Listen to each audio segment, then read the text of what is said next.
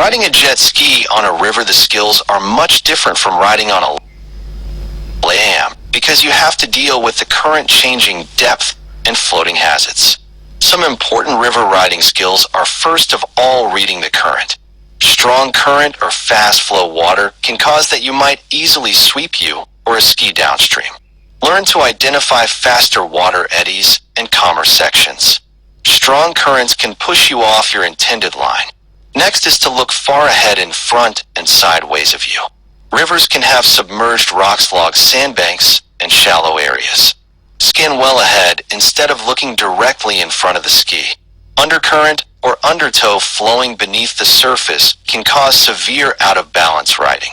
Be careful for a low dam running across the river where water pours over the top, which creating a violent circulating trapped current, also often called a drowning hole.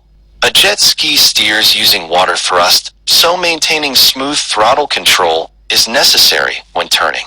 Abruptly releasing the throttle can reduce steering effectiveness.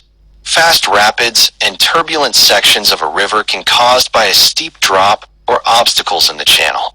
Strainer obstructions like fallen trees, log jams, or branches let water flow through can trap or pin the ski. Very important is to shift your body weight into corners and sharp turns as seen in this video to improve stability and control, especially in a current. Boat wakes should be crossed at an angle instead of hitting wakes sideways. Approach wakes roughly at a 45-degree angle and bend knees to absorb impacts. Practice slow speed handling when maneuvering around docks, ramps, or narrow channels. Find throttle control rather than large steering inputs.